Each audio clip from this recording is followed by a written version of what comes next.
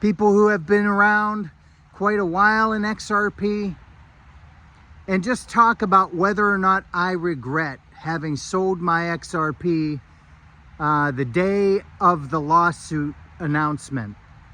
I forget if it was 2020 or 2021.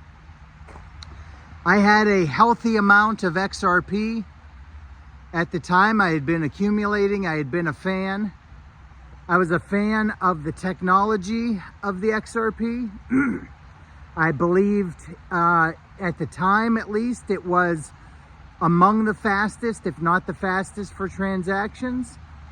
I thought Ripple, the company, and most of the people involved, I thought were really smart for business. You would be surprised probably who I don't think is very smart in business, David Schwartz. I don't care for academics. I don't care for academic knowledge. I care for business knowledge and market knowledge, real world market knowledge. I find that I think that people who are academics or academically smart think theoretically too much, and they don't think practically enough. And so, but there was a lot of good minds behind what Ripple was doing, and it had all the hallmarks of a project that should have, or a company that should have made XRP hugely successful. No doubt XRP was held back tremendously by the government. And for that reason, for that reason, as well as the SEC lawsuit that was announced, I decided on the day that the lawsuit was announced that I didn't want that dark cloud hanging over what was an investment purely about making money for me, nothing else. And I sold all of it. So why do I separate out the word investment with XRP, even though I love the technology, love Ripple, thought it had a good use case, all of this? What separates out those two things between you loving the tech and you being in an investment? An investment by nature implies that you're looking for a return above everything else.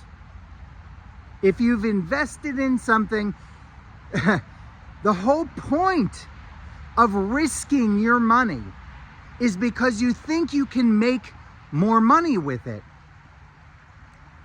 So how does the tech come into play when you have an investment? If you love the tech, but you don't think you can make more money with your money, why would you invest? Why would you put your hard-earned money on the line if it's just because you love the tech? Well, they might lose my money in the end, but boy, I love the tech. No, no. So when you're investing, in crypto in particular, I gotta say, because there's a lot of reasons to get excited about the tech, you better balance out what is your love of the tech, your like or presumed like of the people behind particular projects. You better be able to separate that out from, is it a good investment? And the second the lawsuit was announced on XRP, I no longer thought it was a good investment. Now, after the price was driven down radically from where it was at, I think, I sold at 47 cents, okay? 47.1 cents, I remember selling. The price got a lot better at that point, and at some point I might have gotten back in. When the price was driven down far enough to where, not surprisingly, Rob Art said he thought it would go, and it got down 15 cents or below, I wish I had bought back in. That would have been perfect timing to get back in.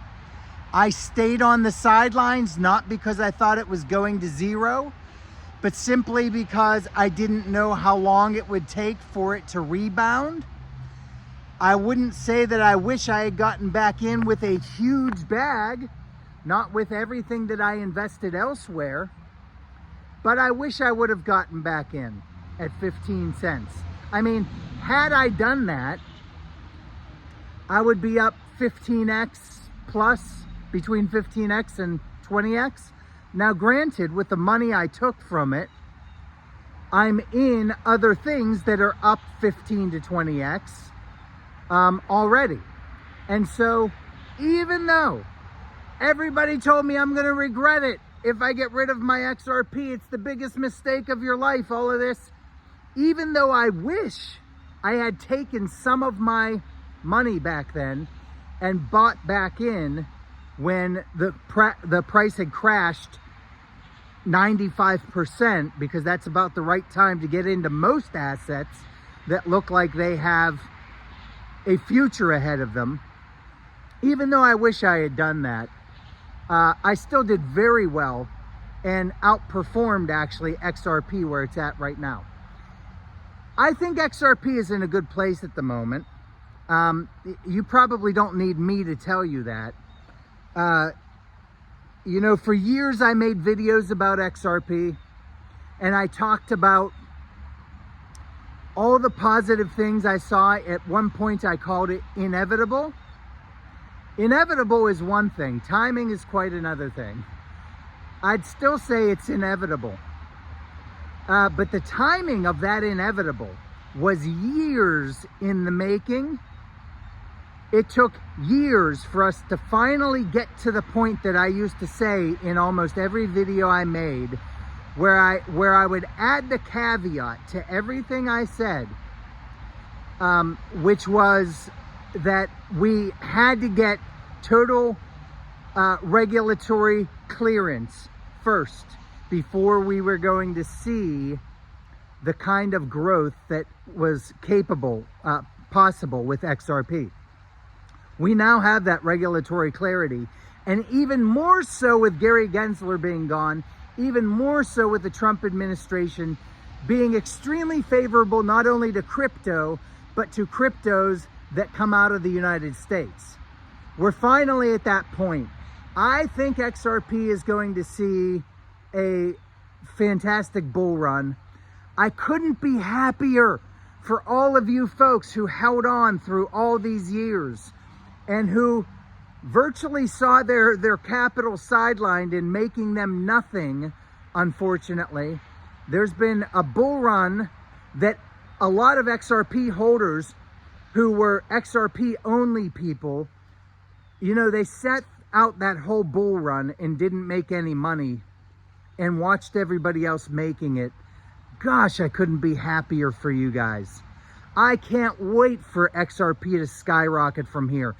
And because of the clarity it has, because of the moment in time that we're at in this market in regard to Ethereum and the competing L1s like Solana that are eating Ethereum's lunch in a lot of ways, I think XRP could make a challenge for the Ethereum market cap, superseding it potentially during this bull run.